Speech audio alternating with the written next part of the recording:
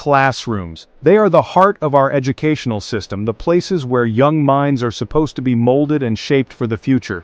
They should be filled with laughter, learning, and the joy of discovery, right? These are the spaces where curiosity should be encouraged, where questions are welcomed, and where every child feels a sense of belonging. Places where young minds blossom and grow, nurtured by caring teachers and a supportive environment. It's in these classrooms that the foundation for a lifetime of learning is laid, where the seeds of knowledge are planted and nurtured. Unfortunately, that's not always the reality. In some schools, the atmosphere is far from nurturing. Instead of being places of joy and discovery, they can become places of fear and anxiety. In some schools, an unsettling presence lingers. The specter of corporal punishment, a controversial practice that inflicts physical pain as a means of discipline. This practice, though banned in many places, still finds its way into some classrooms, casting a dark shadow over the learning environment.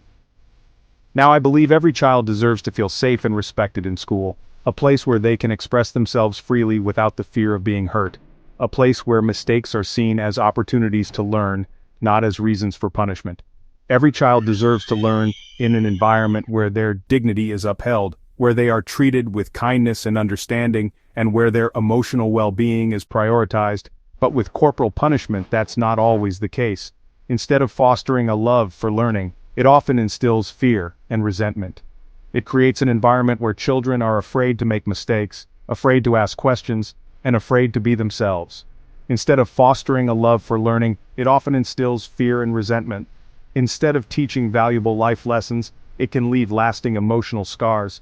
These scars can affect a child's self-esteem, their ability to trust others, and their overall mental health.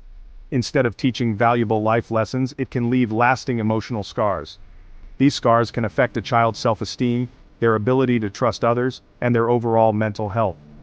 The impact of corporal punishment can be long-lasting, affecting not just the child's academic performance, but their entire future.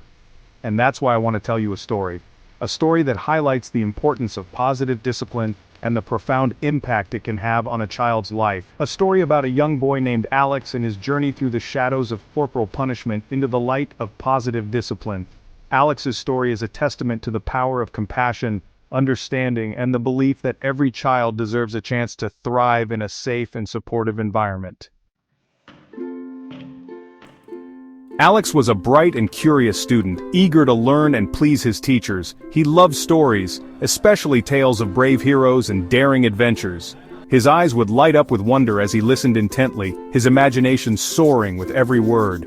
At home, his family life was loving and supportive. His parents, though strict, believed in encouragement and open communication. They nurtured his curiosity, answered his endless questions, and instilled in him the values of kindness and respect. School, however, presented a different reality. There, the weight of expectations pressed down on Alex's small shoulders. One afternoon, during a particularly challenging math lesson, Alex found his attention wandering. The classroom was stuffy, and the drone of Mr. Thompson's voice seemed to blend with the hum of the ceiling fan. Alex's eyes drifted to the window, where the trees swayed gently in the breeze, a stark contrast to the rigid atmosphere inside. The numbers danced before his eyes, blurring into a sea of confusion.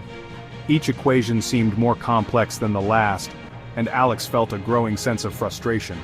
He glanced at his classmates who appeared equally lost, their faces mirroring his own bewilderment. Lost in his own thoughts, he absent-mindedly tapped his pencil against his desk, a rhythmic beat that echoed in the otherwise silent classroom. The tapping was a small comfort, a way to anchor himself amidst the chaos of numbers and formulas that made little sense to him. Suddenly, the sharp rap of a ruler striking wood shattered the quiet. The sound was jarring, pulling Alex abruptly from his daydream. His heart raced as he looked up, realizing the source of the noise. Mr. Thompson, his stern-faced teacher, stood over him, his expression a mixture of anger and disappointment. The room seemed to hold its breath, every eye now on Alex. He felt a flush of embarrassment creeping up his neck. "Alex, pay attention!" Mr. Thompson's voice boomed, startling the boy. The authority in his tone left no room for argument. Alex's mind raced, trying to recall the last few minutes of the lesson, but it was all a blur. "This is what happens when you daydream in my class," Mr. Thompson continued, his finger pointing accusingly at Alex. The boy's classmates watched in silence, some with pity, others with a hint of satisfaction that they weren't the ones in trouble. Before Alex could even process what was happening, Mr. Thompson swiftly administered 3 sharp strikes to his open palm with the ruler. The sound of the ruler meeting flesh was sharp and final, echoing in the silent room. The pain was immediate and intense, shooting up his arm like a jolt of electricity. Alex bit his lip to keep from crying out, his eyes stinging with unshed tears. He cradled his hand, the sting lingering long after the ruler had been withdrawn. The lesson was clear. Daydreaming had no place in Mr. Thompson's classroom. Humiliation washed over Alex as tears welled up in his eyes. He wanted to scream, to run, to disappear, but all he could do was sit there, frozen in place as the sting in his hand intensified. The laughter of his classmates, though hushed, cut through him like a knife. He felt small, exposed, and utterly ashamed. From that day forward, a change came over Alex. He became withdrawn and quiet, his usual exuberance replaced by a palpable fear. His grades began to slip, his once bright eyes now clouded with anxiety. The joy he once found in learning had vanished, replaced by a deep-seated dread of making another mistake, of incurring Mr. Thompson's wrath once more. As weeks turned into months, Alex retreated further into himself, becoming a shadow of his former self. But just when all hope seemed lost, a glimmer of light appeared on the horizon. A new teacher, Miss Miller, arrived at the school, bringing with her a fresh perspective and a revolutionary approach to discipline, one that emphasized encouragement, understanding, and positive reinforcement. Miss Miller believed in creating a safe and nurturing learning environment where students felt valued and respected. She understood that children, like tender plants, thrive when they are watered with kindness and supported with love. Section 6. The Power of Positive Reinforcement. Miss Miller quickly noticed Alex's withdrawn demeanor and sensed the fear that lingered in his eyes. She could see that something was deeply troubling him, and it was affecting his ability to participate in class. His usual enthusiasm was replaced by a quiet, almost invisible presence. Rather than resorting to punishment, she chose a different path. She knew that reprimanding him would only push him further into his shell. Instead, she decided to approach the situation with empathy and understanding. She made an effort to connect with him, to understand his struggles, and to rebuild the trust that had been shattered. She took the time to listen to him, creating a safe space where he felt comfortable sharing his thoughts and feelings. She praised his efforts, however small, focusing on his strengths and encouraging him to believe in himself once more. Every small achievement was celebrated, and she made sure he knew that his progress, no matter how minor, was valued. She implemented a reward system, acknowledging good behavior and academic achievements with positive reinforcement. Gold stars, stickers, and words of affirmation became tools to motivate him, helping him see the value in his own efforts. Instead of harsh reprimands, she offered gentle guidance, helping him understand his mistakes and learn from them.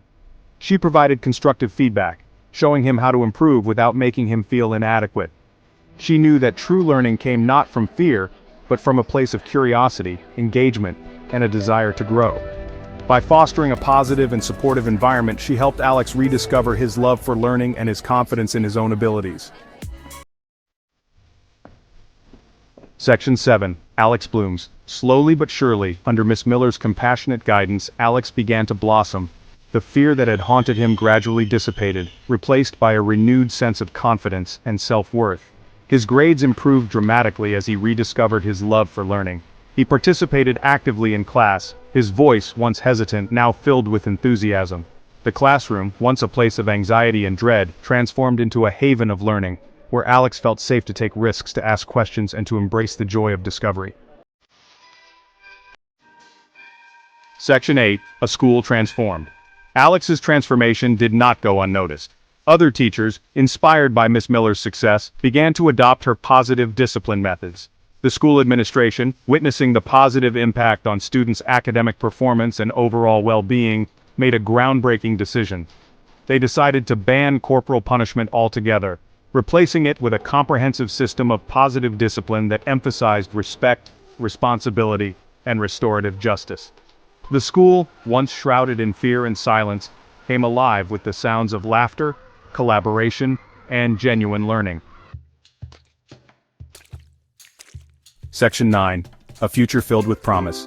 Alex's story is a powerful reminder that every child deserves to be treated with dignity and respect.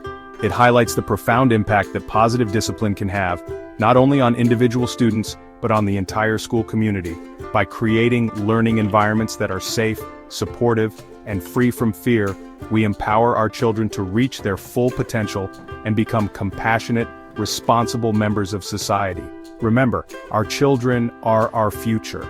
Let's nurture them with love, guide them with wisdom, and inspire them to create a brighter tomorrow, one filled with hope, understanding, and the unwavering belief in the power of positive change.